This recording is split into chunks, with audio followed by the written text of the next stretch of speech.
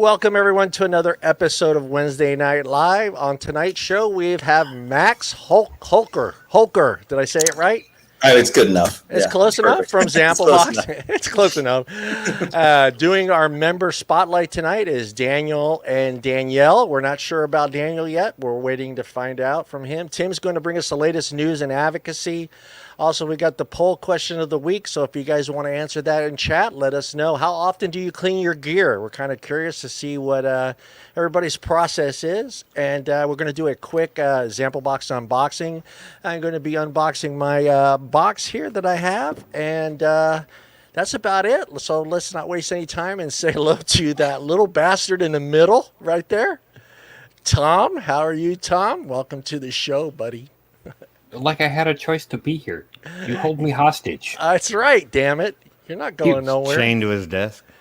People think I'm in Wisconsin, and I'm actually in John's basement. He comes down every so often with a hose and just beats me. Now, that would be shocking that I would even have a basement in Northern California. That's pretty rare, buddy. That's pretty rare. Okay, then I'm in the storage shed or something. It's awful fucking dark in here, man. You're in my storage, and I'm bringing. You're in a hole in my house, and I'm bringing you the bucket down and telling you put the lotion on the skin. We'll put the e-liquid on the skin. Sick deviant. And our buddy Tim there. Tim's waving. Are you waving? Hello, beast? I don't know what to do anymore. I was last week on a 5-day bender, so I'm just now recuperating the brain cells that were lost in that 5-day span. So my buddy had a big old 50th birthday, and he decided to go big or go home, and none of us saw home for about 5 days. Well, I won't exaggerate, but it felt like that. So we had lots going on. So I'm just now kind of getting back to normal after a little break, if that's what you want to call it. I'm sure everybody missed me. We missed you. You know, it was just Wait, you were gone? We didn't get paper. Yeah, Tom, we were gone. Mallory's happy to see me back. We're happy. I mean, we didn't get the paper taps. Brian did a great job with the news and failed horribly. Don't sugarcoat it. The paper is back. Yeah, we got but we're glad you're back, and now for good for a while until you decide. Yeah, I'm not going anywhere. I'm also in John's basement, just in another room. So Tom and I are a part of a sleep deprivation project that John is conducting. At least he provides vape and beer, so we're okay. I've got plenty of e-liquid to supply you guys, so you guys will be okay for quite some time. Yeah, still not into the Truly thing. You're going to have to do better there, man. I'll get you some IPAs, some good IPAs for you guys to drink. Thanks. Appreciate it. And let's say hello to Brian in North Dakota. That's all we're going to do. Allegedly. Yeah. Allegedly. Yeah. One of 4 people that actually live in North Dakota, and all 4 live in your house. All 3. Yeah. Yeah, that's it. Yeah. And my farm. And your farm. You forgot the animals. The animals. Mm-hmm. The farm is code for John's garage. Honestly. He's in the garage.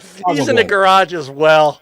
Brian. I love how John always brings up I live with 4 people total, and it's me, Tom, Tim, and John on the show only.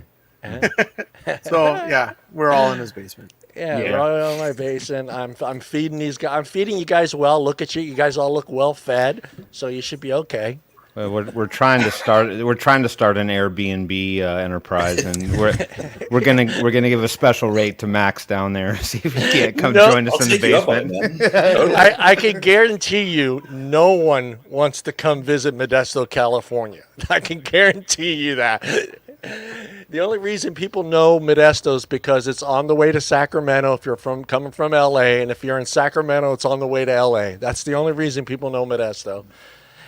And joining us tonight, you picked this name. I did not pick this. The chief dude of dudes, Max.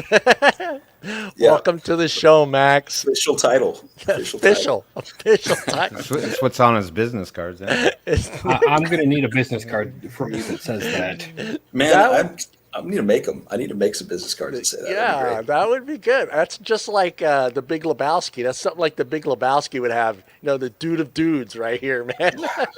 Yeah, that would go perfect. Honestly, that would be really good. I need to watch that movie again. It's been so long. It's been so long. We did a show on another thing that we replaced characters from the main characters with someone else we thought could have played that part, and it was hard trying to pick someone that could play can play the Big Lebowski, other than maybe I don't know. I think we went with, who did we go with, Brian? You remember? Nick Nolte? I think Nick Nolte. Remember. We went through so many movies. Yeah. Wait, are you guys saying you did a live table read of the script of Big Lebowski with you guys playing the characters? No. What we did is we replaced the main character with somebody else that we thought should have played that part. So so the main actor, we replaced the main actor with somebody else, and it was kind of interesting. See, girls can't play that game though. Yeah, he can't. You know why? Why? Girls can't play that game because they would always just pick Jason Momoa, and then that would be it. Yeah. No, it had to be someone from that decade, though. It had to be someone from that. Yeah, you couldn't pick somebody from the '80s and then replace him with Tom Cruise or an adult. Yeah. So Max, why don't you let everybody know what you do for Zamplebox, and we'll start the show off that way right there. Sure. Yeah. I mean, so I used to work for Zamplebox before for about 5 years.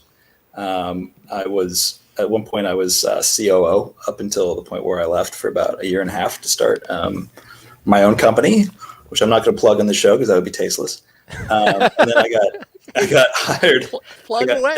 No, it's fine. It's fine. And then I got hired back to help with basically the transition period that Zamplebox is currently going through, with everything, both from a regulatory standpoint, from a management standpoint, basically every single thing in the company has been changing internally. So they brought me back on to try and make sure that the whole thing didn't become a dumpster fire. And it is, I'd say, about 40% succeeding so far, but the percentage is going up a little bit every day. Yeah. I'm happy about. Yeah. So did you basically tell us what you did? You got to give us more than that. Come on, quit sugarcoating it. Quit sugarcoating. Honestly, I gave you my title in jest as Chief Dude of Dudes. Honestly, I feel like that is a pretty good rundown so far, because I spend most of my meeting on the phone with dudes and dudettes. Talking about dude and dudette problems, our members, and how we can solve them using other dudes and dudettes. Yeah. So I guess the closest thing you could say is I'm essentially, once again, COO of the company, and trying to make sure that everything's kind of running as smoothly as possible. Yeah. It's fun, man. It's fun. It's a lot of work, and we're not happy at all with where it's at currently, but it's getting there, and it's getting better every day, and it's good to see that progress. You got he loves the COO title. Congrats. Do you know? Thank you. Yeah. I'm going to go ahead and jump in. We're going to go start right up. I know you got a lot going on. So, and I'm not trying to make any excuses here for Zamplebox, but I'm thinking a lot of people from Zamplebox, they forget that this is a big company. They think it's a big company, and they don't assume that you guys fall into the same regulations as like a website and manufacturers. And you think that had a lot to play with what's currently going on right now with some of the customers? Do you feel like they just assume that, hey, this is Zamplebox, it's this massive company, they should have had all this figured out, but I think a lot of people don't realize that you guys fall into those same regulations. Yeah. I mean, absolutely. There's a rule in marketing for companies, which is if you're small, look as big as you can, right? Okay. Zamplebox, even before all this stuff, was only 2 full-time people and about 6 contractors. So you're talking about a team of 8 people for the entire company, right? Yeah. Before we even began this transition. And then they outsourced customer service. That was a team of about another 15 people at the peak, and then alternated between 6 and 15. There was the warehouse, which is about 40 people. That was an outside company as well.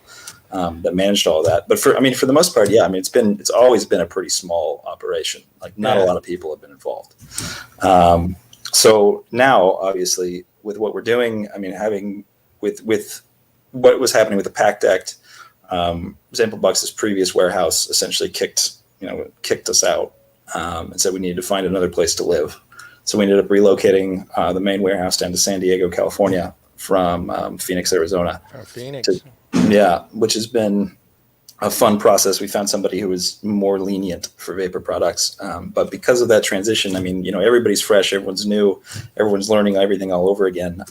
Really, at this point, I am essentially the only person on Zamplebox's payroll that has any experience with Zamplebox. Everyone else is learning it all from scratch. So it's been interesting.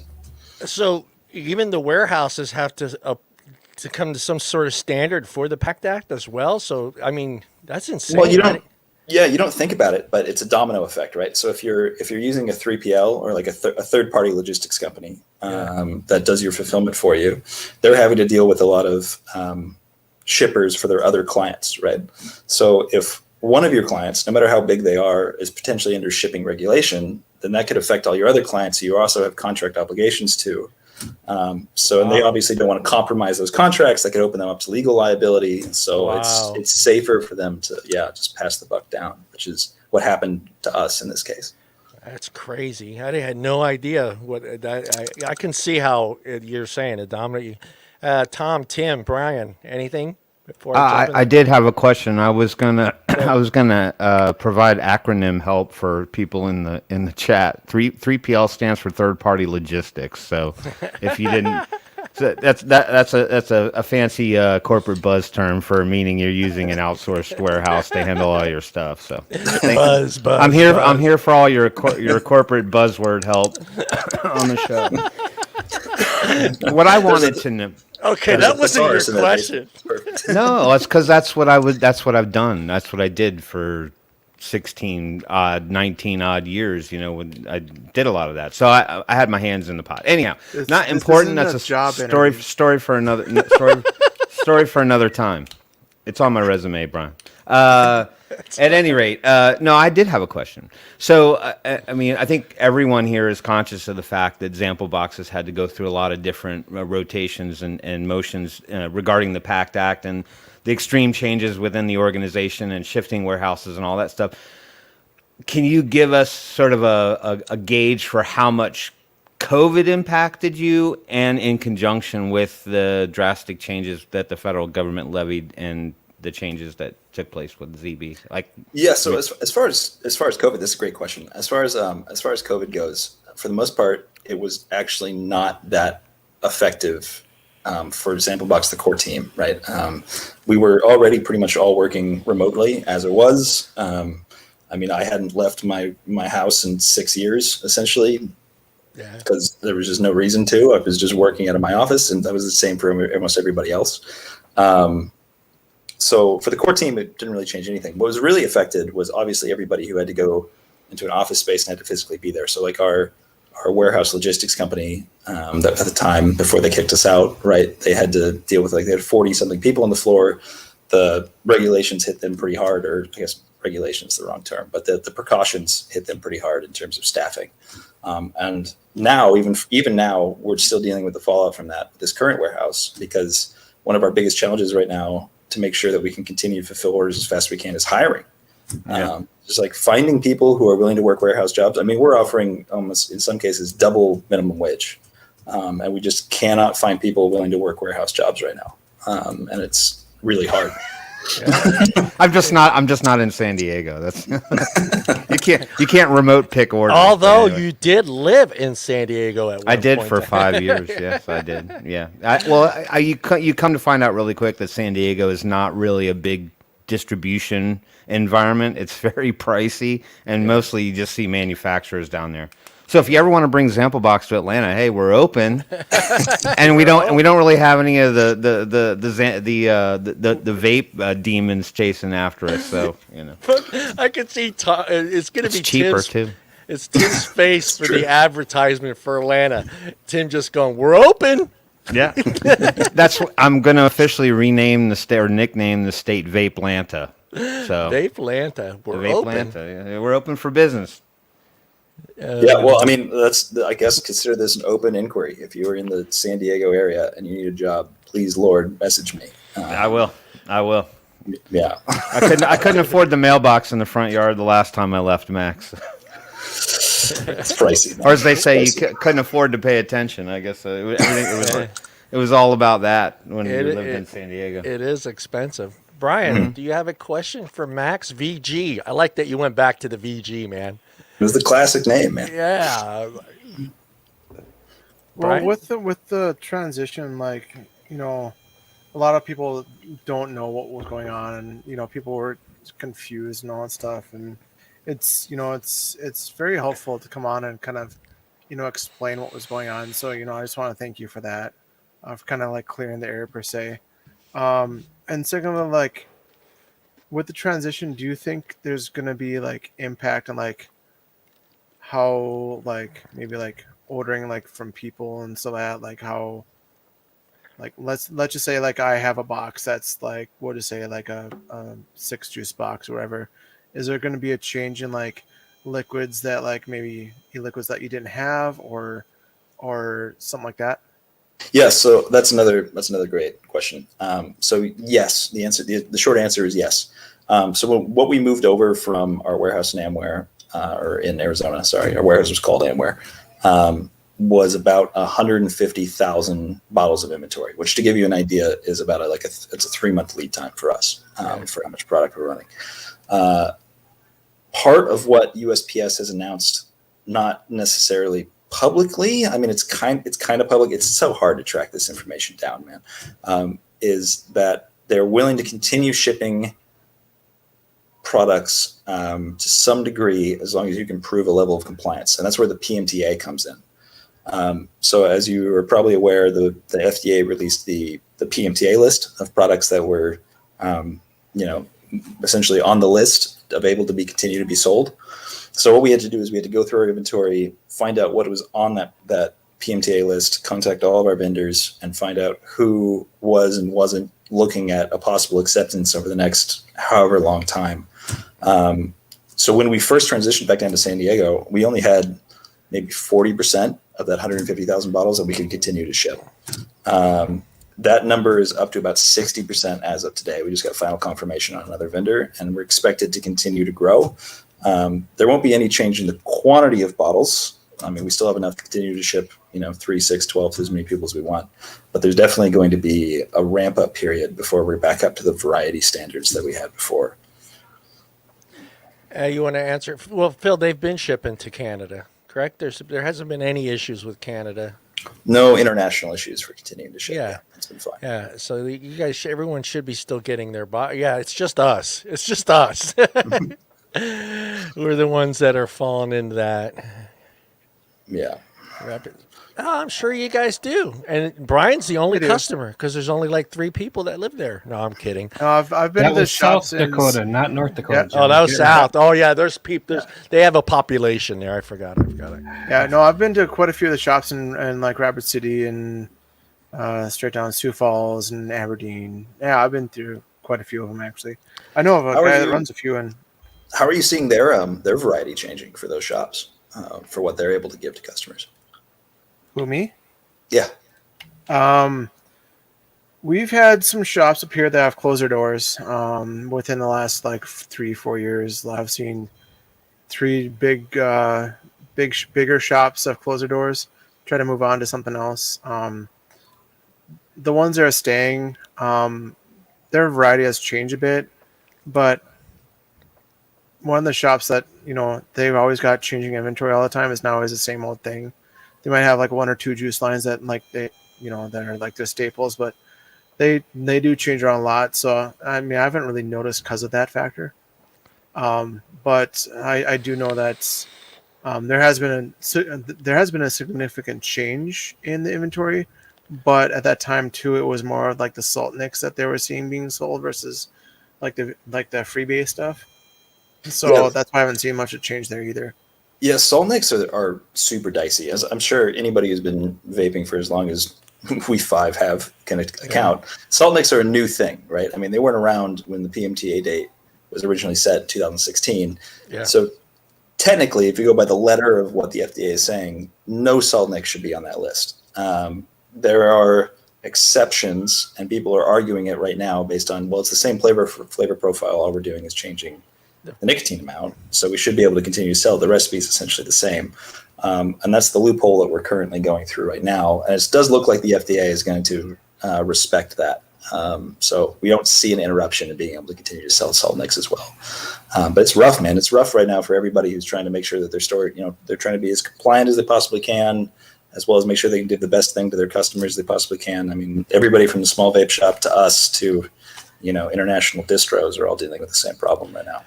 Are you seeing less SKUs for Nick Salts going through for you? Because you guys offer a Nick Salt box. Are you seeing a drop in the Nick Salts?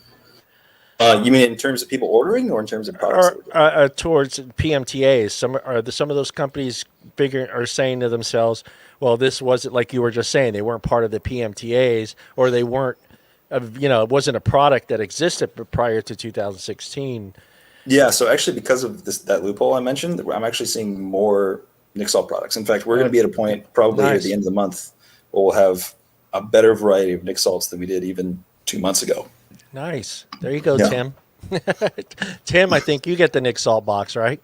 I do, yeah, because I had so much freebase backed up. I'm like, I got to switch to something else. So I started getting the Nick Salt box. But, I mean, all things considered, even through the tough times, I mean, each box still showed up with variety in it. It's not like I was getting Taylor every month, a full box of Taylor. So, I've been, I've kind of let it just sort of go to the wolves. So I keep forgetting to go in and pick. So I just, whatever shows up, and there's been variety in there. So it all works out. Somebody find out who the Facebook user is so we can officially that's say. Becky. Becky. Oh, hello, Becky. Non-vapor watching our vape show. Love that. Do we want to address Snake Syndrome's question? Yes. I know you had it up on the. I was just going to get to that one. Are things starting to catch up with shipping, Max? Yes. So earlier this week, we were at about 75% capacity. I think we only have about the last 2 weeks worth of boxes of May. And even then, it's only a few select ones because we're trying to rush to get the inventory in. Basically, what happened is we got a bunch of inventory into the system or into the new warehouse. We've been sorting it all out. Meanwhile, orders were still coming through for some of these flavors. And we're like, can I swear on this show? Fucking cuss all the way you want. Yeah. Oh shit! We're not 100% sure where these bottles are. So it's the majority of stuff that's left from May to ship is that we're just still trying to figure out. We don't want to change people's orders if we don't have to. Right. So we're trying to find where the bottles are so we can get them out. But we're expecting to be basically all caught up with May, definitely by Friday. And then we'll be able to finally start getting into June here. And then the ultimate plan is to be shipping basically 1 for 1 again. So same day shipping at the end of next week. Oh, nice. Hey, Tom, you got Tom likes to throw out personal questions. So I want Tom to throw out a personal question for Max. Come on, Tommy boy. Now you put him on the spot. I put him on the spot. You did. I actually had a liquid question. Oh, go. I'll let you do that one. Go for it. Are you still going to roll out the larger bottle sizes in the boxes? Yes. If by larger bottle sizes, do you mean like 60s, 120s? 120s. Yeah. So one of the cool things about what we're doing right now with the warehouse that we're currently at is they're currently fulfilling actually for quite a few of our partners that we get liquid from, which means we actually have direct access to 60s, 120s for quite a few people right now, which is one of the reasons why we can start getting that going. We're figuring out how to do it. As a peek behind the curtain a little bit, so for how the Zamplebox system works, the site is beautiful. I love the website to look at as a customer. As on the back end, having to deal with it, it is hot garbage. Because it was all built custom for us by a very talented developer in Seattle. That also means that if we ever need to make any changes to the website, it is a process that is akin to, I would hate to compare it to building the pyramids, but it requires a lot of time and a lot of blood to make it work. So it's slow, but that should be one of the first things that we get up and running is the big bottles, because this will be the easiest to integrate. Yeah.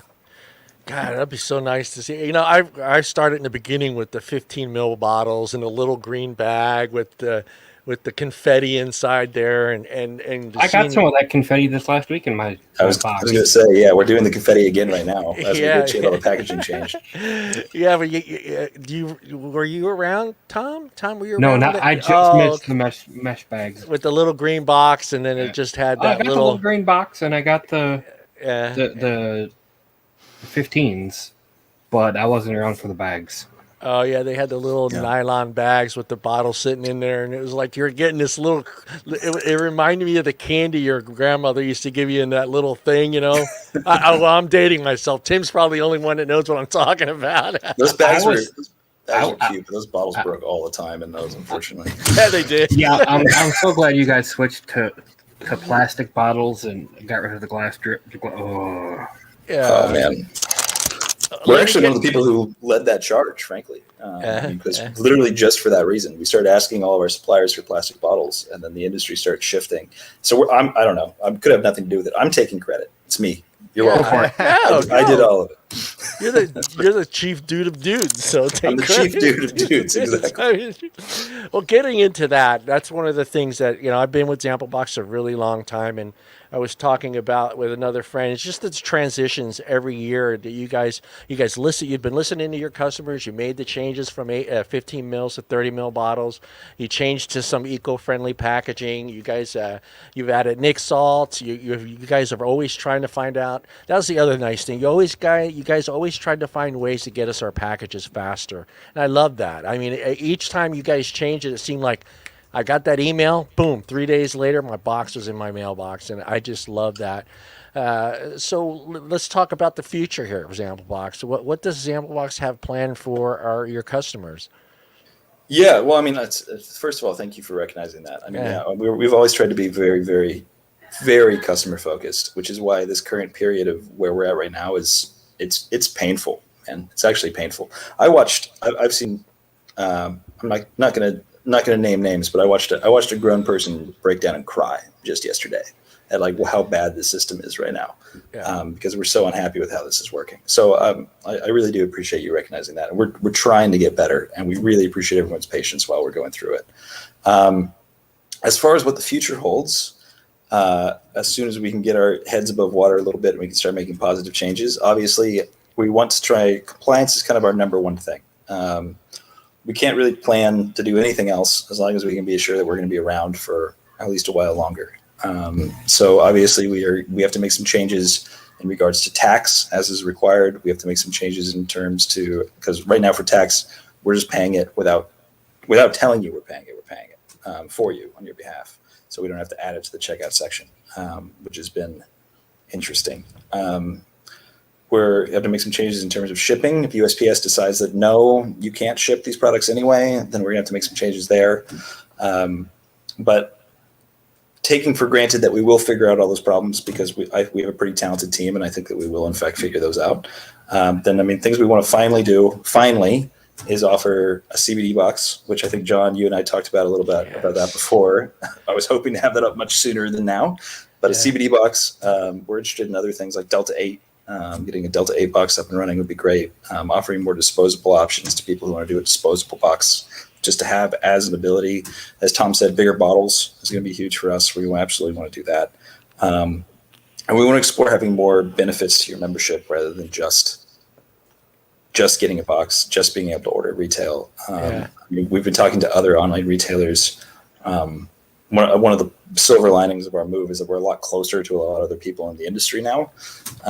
So we can start working out better union things. So like as an example, what would be awesome is if like every time you got a box, it came with an example, like a 40% discount code to Element Vape or something for hardware.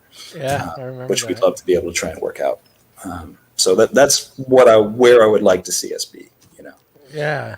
I mean, I remember how big this transition now from 30 to 60 mils bottles should be a lot easier for you guys, because I remember how many companies were just like, no, we're not making 30 mil. We're sticking to this glass. You're going to buy 15 mil glass bottles. And it's just like, no, man, look at the trend. You can see the trend changing. People are vaping more. They need 30 mil bottles. and now 60, and now shoot, I see guys with 2 120s in their pockets. I'm like, you do not vape 2 120s in one day. You better not be. But yeah, I mean, you think that transition from the 30s to 60s, most companies are making 60 mil bottles now, so it's not a big issue like it was from the 15 to 30s. Yeah, I think probably, unlike when we moved from the 15s to 30s, where we just did it across the board, what we'd probably do is just offer the option, because we have enough people now who have registered 30 mil bottles for us, that I don't see that it has to go away completely. Right. And ultimately, the reason why most of our vendors use us is because we are a sampling service for them, right? The idea is that you find a great juice with us, and if you continue to buy it from us, great. Or if you buy the same juice from someone else, awesome. That's what those companies want to see by giving us that product. So what we probably what I would probably do is make it so, yeah, I mean, if you wanted to upgrade your box to a 60 mil box, you can. If you want to upgrade your box to a 120 mil box, you have the option too. Or if you want to keep getting 30s, you can as well. Zachary, I'm in Cali. I don't know who would be closer to you. Where are you? Oh, Missouri. That would be Tim. Yeah, right? it'd be me. Tim, get in the car. Get in the car. Head out to Zachary. Yeah, we have to come to an agreement on the gas, though.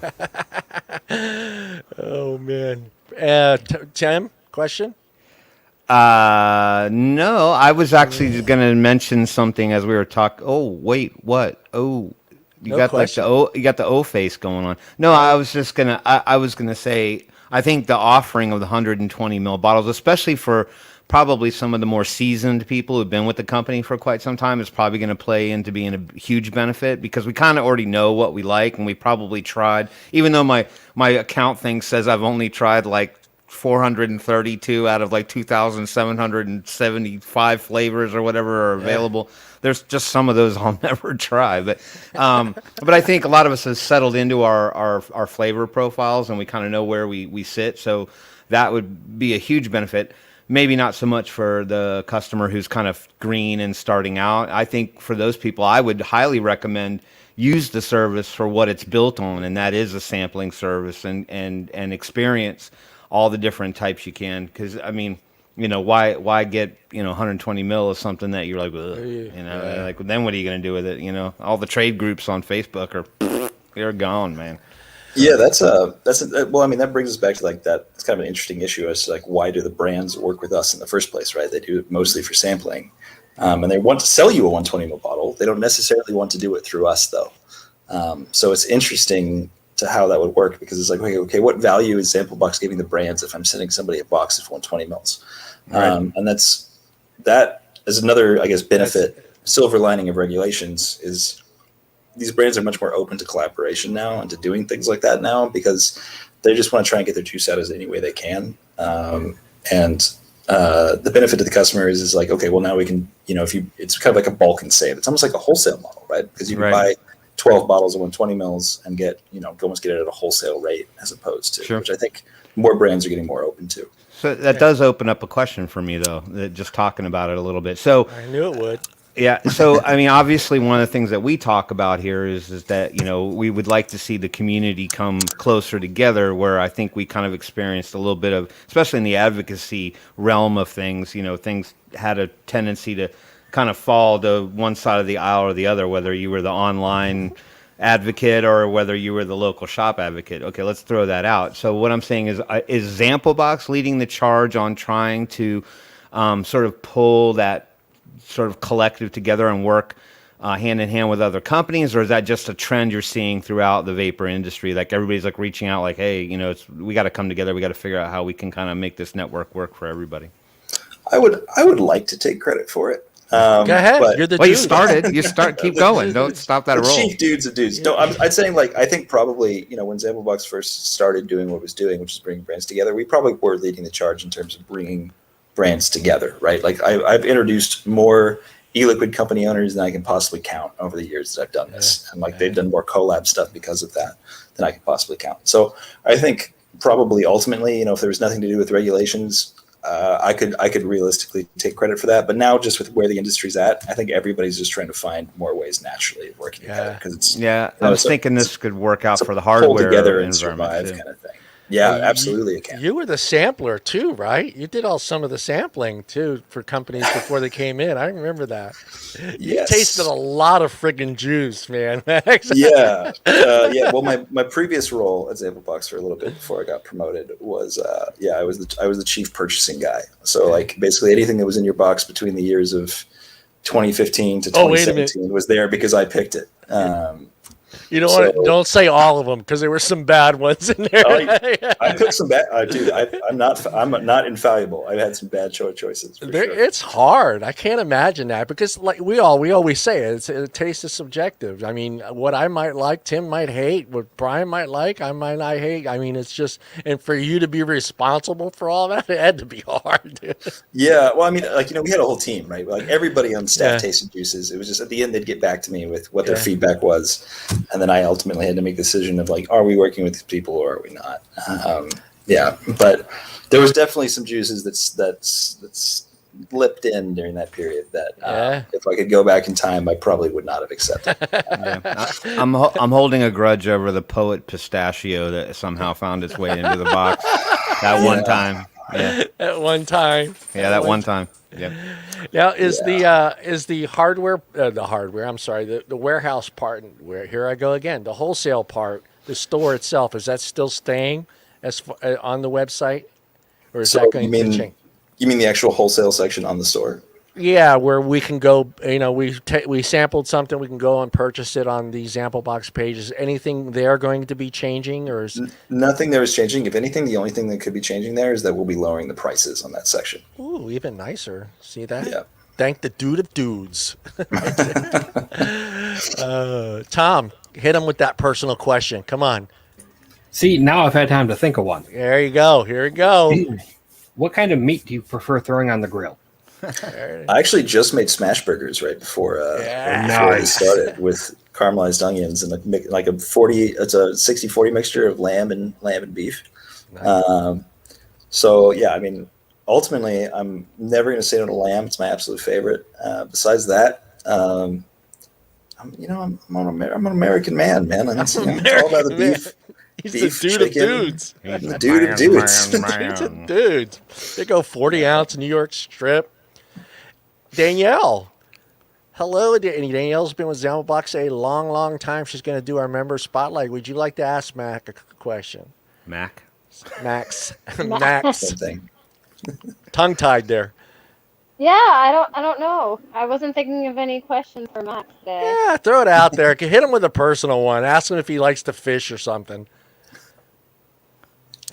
Okay, let's see. No pressure. No pressure. Something? Do you like to fish? No. I do enjoy or something every once in a while. Yeah. Oh man. Oh gosh. No. Yeah. Brian, Tom, any questions before I jump into the next one? Brian's always got something on it. Brian, what are you doing? Oh, yeah, I got to keep her out of the picture. Oh. Yeah, you got to keep her out. Say goodnight, give her a kiss. Say, love you, princess. She legit is a princess tonight. She has a crown on. We want to come down and say goodnight, and I was trying to say no. Anyways, yes. Actually, yeah. As one of the newer people with Zamplebox, when you went from transition from one side and then you left, came back, was it easier to kind of come back, or was it more of a bit harder for you? Like for me personally, coming back? Yeah. It was honestly, it was bittersweet. I left when I left Zamplebox originally. I didn't entirely want to go. So it was a sad moment for me to leave. And then obviously, I dedicated a lot of my life. I put 5 years into this company, and a lot of love and a lot of blood and a lot of tears. And I made a lot of friends. And honestly, the period of time for leaving was almost like a bad breakup. I had to get over it, and I had to try and push that from my mind and move on. So when the opportunity came to come back, it's almost like that toxic ex coming back into your life, and like having to try and make that work and reconcile, and ultimately trying to find the good in that relationship, which is what happened. And I was like, you know what, honestly, despite whatever personal problems I might have had with what was going on, like I love this company and I love what it does and I love the community that's built around it. And I want to try and be a part of that as much as I can. Where is Max from? I'm from Seattle, Washington, which is how I got involved in Zamplebox in the first place. Yeah, you're right. He lived in the apartment above the Zamplebox building. So I wish.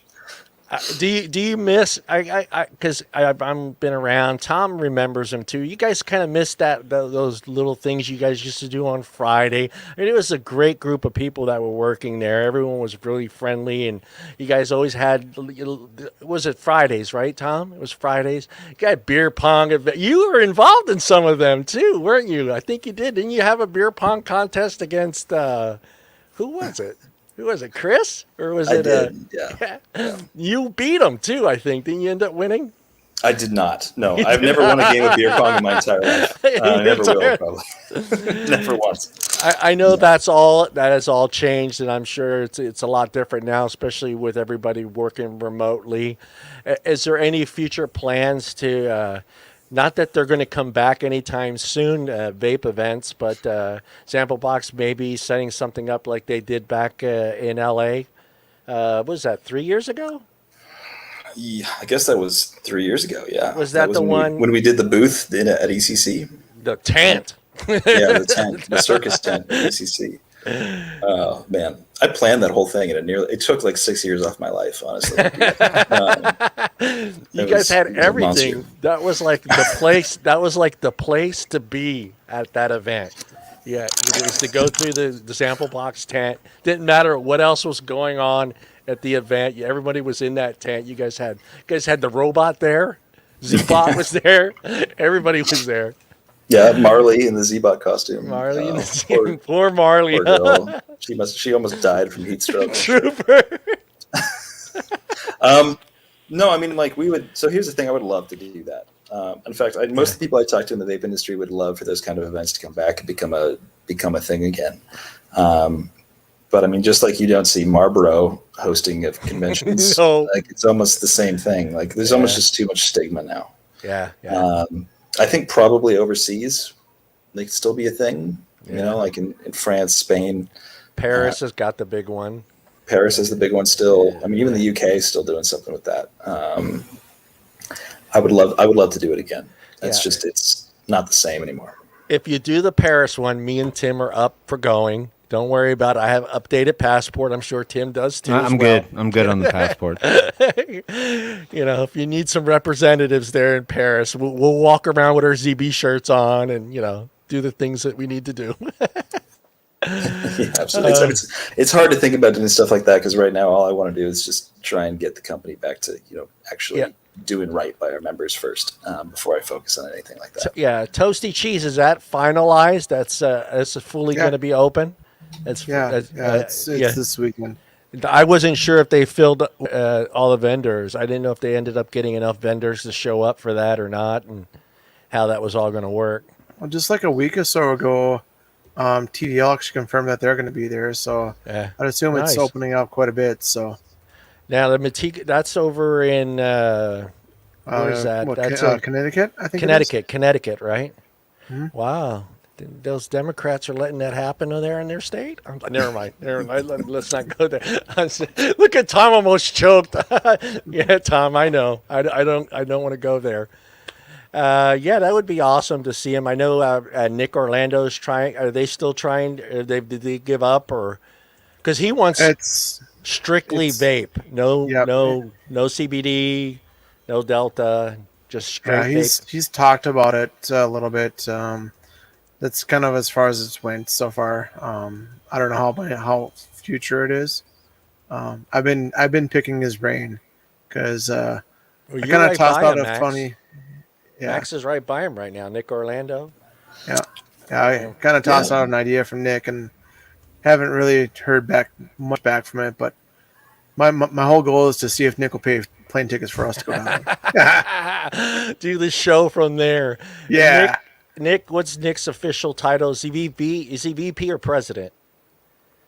I think it's Prez. He's president of the Florida Association or Florida Smoke-Free Association. Yeah. Wait a minute. Where are we flying to? Don't worry about it. We didn't. I'm good. Don't say we because you weren't included. No, I'm kidding. You got to do Man, remote. don't make me hurt you. You got to go remote from Wisconsin. You can't enjoy the sunshine. Can I do it from the lake with a fishing pole in my hand? Your skin is too fair. You're Wisconsin people. Hey, you know. I'm whiter than Mayo. Shut up. And they don't have milk in a bag over there, so you just you'll be thrown off. So. I'm out. Oh, Tim. Yeah, that's one thing I've missed though is like all those big shows. I've been to quite a few of them, so I agree with you. Yeah, it'd be nice to see them start to come. I mean, it's going to be probably 2022 before we start seeing more of them open up. Tim. Well, one thing I wished we could do, and it would require Max to return to the show at some point in the game, against his will in this particular case. Yeah. Yes, but see, we could all virtually still do this, but damn PMTA, we need to have like an online StreamYard version of like the 10 worst horrible juices, because if anybody's like a long-time Zamplebox fan remembers seeing Max's torqued face and all those videos when he got one of those really tasty bacon sweat vapes or whatever that those guys would pull out. So I think that would be, I think someone here on the show in the chat had mentioned that one time that we should do like a gross e-liquid tasting thing. But the problem is we just need to find someone who can bathtub make it and then somehow get it to our houses. Well, I had what's his name, but I can't find a hold of him. I think he took a sabbatical himself from oh God, what's his name now? Now I lost his name. Aries. Oh, Adam. I was going to hit him up because he can make some nasty shit for us to vape. So can the guy that made Wet Dreams. I don't want Wet Dreams. Coom. And then whoever didn't you guys have one that was just called Skin? Yes, I remember that. I remember that. That was the bathtub one. That was the gamer girl bathwater. Actually, a fun little fact: the one that's Wet Dreams, that one's made by the guy who made this one, I believe. If I remember correctly. Yeah, Dean. Yep, I've had it. Yeah, I'm gonna pass on all those. Tried it once. I'm not gonna, oh no, you don't get a free pass. I'm the host. We don't care what your COO title is of the show. I want to be all assistant plebes here when it comes to the gross. I want to be assistant to the cool dudes right there. Running for the hills. Me and Max will just do commentary. Oh, look at Tim. Tim. I think we should take a poll in the live chat. How many people want to see John vape gross juices and not let him sneak his way out of that game? I bet we get 100% votes. The hot pepper See, ones. Danielle, she's on board. Thank you. And that's all we need. That's all we need right there. Yeah, that's all we need. Actually, Max, I got a question though. So, have you? How do I put this? With the juice lines that you have had or currently do have, is there still some out there that you haven't had yet? And if so, have you reached out and trying to figure out like what to put in and what not to put in? Well, I'm no longer in charge of figuring out what to put in, what not to put in. Yeah, he's Thank God. Cool dudes. There is quite a few now because like there was that year and a half long interim when I wasn't with the company anymore, and Anthony took over that role of trying to figure out what to put in the box, and he did a really good job. Honestly, he did a really good job, and he started working with a bunch of companies that I had never worked with before. So a lot of the stuff that currently the box is sending out, I personally haven't tried. I'm just relying on Anthony's taste to tell us that it's good because it's still the same stuff. Yeah. So I mean, to answer your question, there's a lot of juice I haven't tried. If you'd asked me that same question in 2015, probably there'd only be like 1% of e-liquid on the market that I hadn't tried. Yeah. All right, Mac. Well, I got one quick question before we let you go. What is Mac's favorite juice? My favorite juice? Yeah, and device. Throw that out there Oh, too. man. Oh, Okay. that's not fair. I forgot. You're the COO. You can't really pick your favorite. I can pick favorites. I can totally pick favorites. Are you guys familiar with the Finest, that juice company? No. Yes. Finest. Yeah. Danielle knows. Yeah, I The definitely am. Finest. Yeah. Yeah, their peach apple pear or whatever the heck that juice is. It's in the yellow section. Apple Paradise? Is Apple Paradise is my all-time Okay. favorite juice. Yeah, I love that thing. And then the safer answer would be to say any Abe flavor. I guess would be the company line. Yeah. All but the tobacco. All but the tobacco. Yeah, No, that tobacco was phenomenal. Nice. Hey. Nice, John. Oh. Still got it, man. And mine died. Come on. I have to keep it. I mean, how many people have that one? I have a custom one that Tony sent me. So it's got Oh, the yeah. California bear on it. I have a custom one too, Yeah, John. you got Me a custom too. one too. Yeah, we kept all our custom. Yeah, you got to, and I still use it, but I have to refill it myself. So, but that tobacco is still my favorite all-time tobacco flavor. Yeah, It's just the perfect. figure out some way to put that into a 30 or a 60.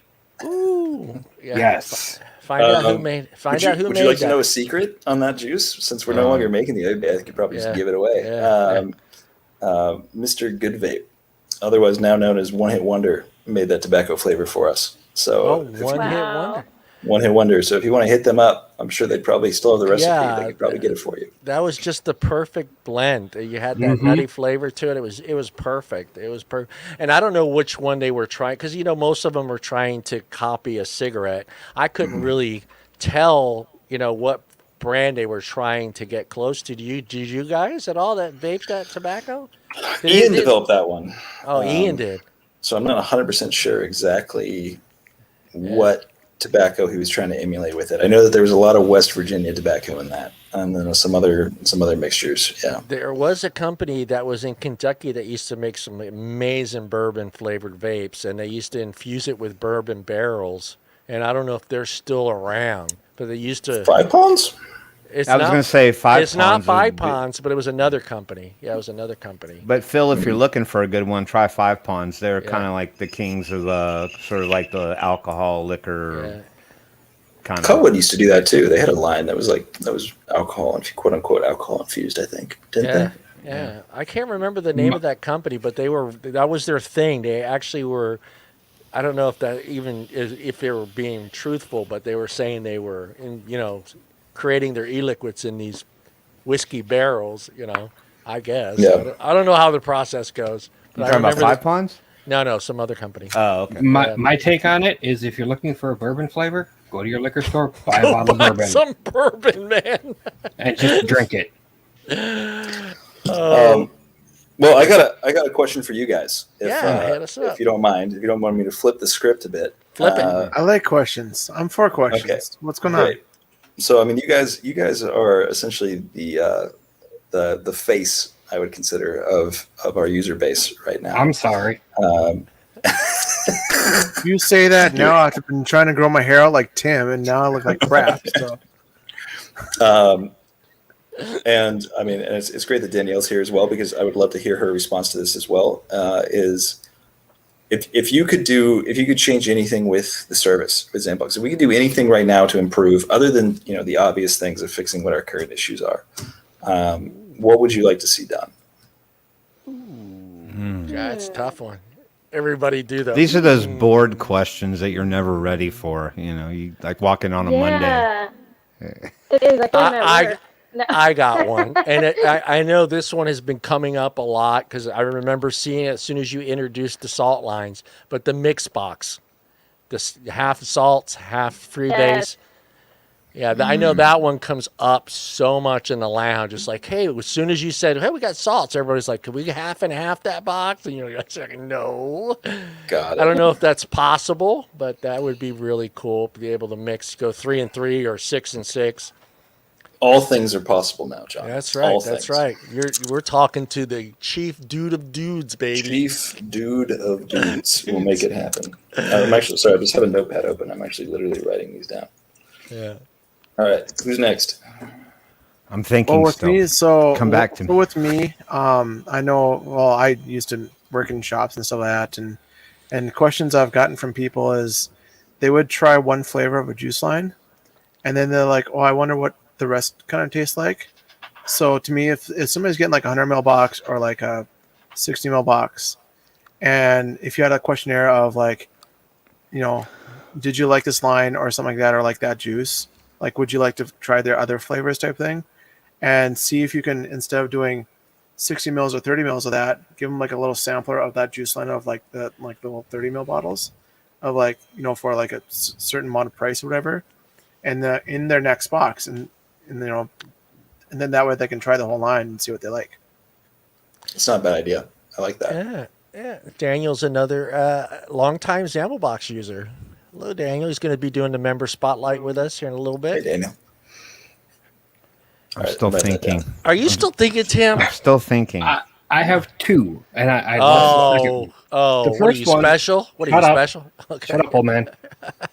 I'll hurt you. Is violent. with the larger, when you get the larger bottles, being able to skip more than like 1 month at a time for those that need to do it. That's was it ever going to come explained up to a you guys lot. why? Was it ever explained to you guys why we only ever had the skip month for one month at a time? No. It's literally, it has to do with our payment card processor. So the way it works is we use a separate service.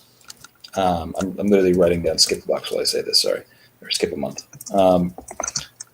So the way it works with our payment processor for being able to run subscription cards is basically they require a 60-day minimum check-in to make sure that somebody's still quote unquote subscribed to your service. And then if they don't see that this card has been run again within 60 days, they technically can like delete the user.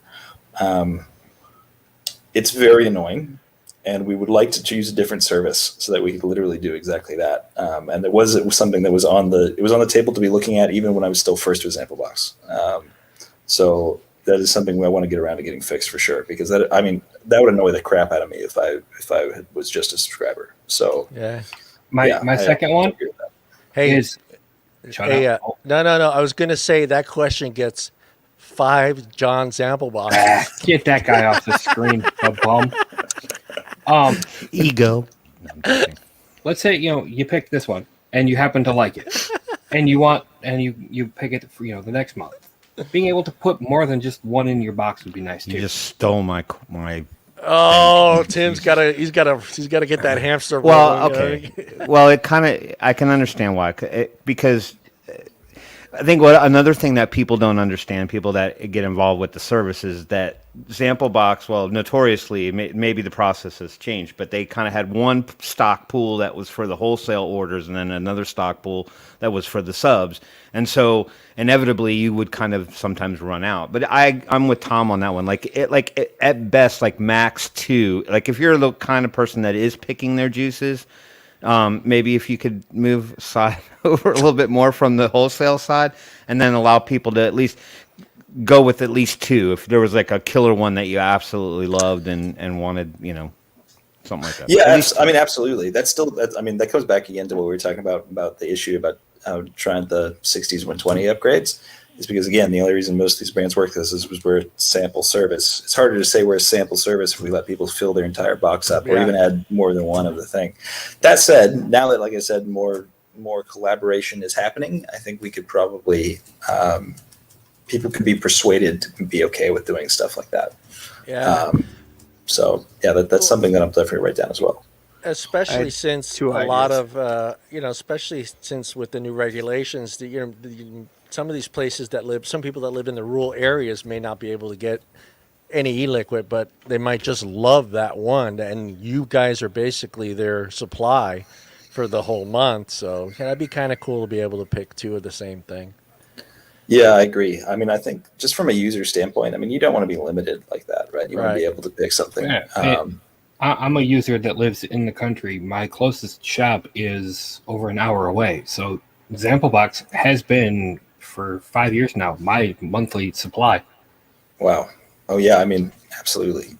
Well, then in that case, our brands hate you because the idea was that you would buy from other people for those products. But, Well, I do buy other I from, love you, so thank from you. other stores, from online vendors and stuff like that, and I do go to the shop, but I'm not spending as much in the shop or at other sites because Right. I get what I want from Zamplebox. Yeah. 3-6 and pops. Well, we 25. appreciate that for sure. And pops to I had 25 two anyway to things. fill that gap. I had two things actually. Let's say somebody gets like the 100 ml box, and I don't know how many bottles are in there, but it's whatever. Is there a possible way to have a check mark and include like little like unicorn bottles for those who don't want to bring like a big bottle around with them? Yeah, absolutely. I mean, we used to have add-ons as empty bottles for boxes for a while. So we can absolutely bring that back. That's already built into the system for us to do. So we can totally do that. And then Good question, Brian. Second thing is with those little cards that you put in sometimes, stickers and stuff like that. You can make a card with a QR code for like a link to the show every Wednesday. That'd be awesome too, right? That one gets 5, John. So that's a good segue actually to another thing I wanted to touch on while I was on the show, which is like the changes coming to the box itself. Yeah. So like the cards, first of all, for this month and for May and for probably half of June, you're not going to be getting cards or stickers in your boxes. And we're sorry about that. And we'd love to do more extras, but we just can't right now because we have to give them essentially a regulatory facelift. And also the more real option is because we're spending so much time just digging around to try and find all the juices in this hardware. I can't spare people to find stickers as well. Stickers, yeah. That said, we'll bring them all back. You just have to make sure that they work. So what we're actually doing is, in an effort to be more green and cut down on more material, is we're going to be integrating a lot of things into the actual box itself. So, like for instance, nice. the menu cards will be going away as far as physical menu cards. Instead, there'll be a QR code to an online digital menu card section. I like that. I like that. You can easily do that digital code with a show that on the box. That'd be fine. I don't see a problem with this so far. Let's honestly. Well, remember, okay, so here's let's don't work for let's get real. I was going to say let's get real for a second here. The thing is that you guys are essentially the only guys putting out any media for us right now. Yeah. Because we're scared as hell of regulatory bodies, and you guys are not affiliated with that, so you have no fears. Fears. Let's the four of us connect offline, and maybe we can have a talk about what we could or couldn't do in terms. I sleep like a baby at night. I do now that I'm not working for Shops and Nicole and Liquid, so it's pretty great now. I'm like, it's not my headache. This is awesome. Will you still be keeping the rating card though? Is that the rating card is getting built into the box design? Oh, nice. So you'll be able to do the rating card that way, so we don't have to have as many inserts there. Yeah, nice. I got a drawer full of stickers that are happy. I don't need any. As long as I've been here, I've got plenty of stickers. We want to keep doing stickers. It's just like I got to figure out a way to do it. We have some to do. We have a supply that we'll be running through till we're all out of, and then after the stickers are gone, I got to figure out something that's more. Are they going after? Friendly. So it's just the environmental issue part of it, nothing to do with regulations. So it's both. Because stickers also technically count as marketing, and I'm not allowed to do any marketing unless the FDA has signed off on it. So, I mean, the easy loophole for the marketing part is that we just remove the word vape from all the stickers, and then suddenly they don't care anymore. So that's part of what the facelift that we're doing for that.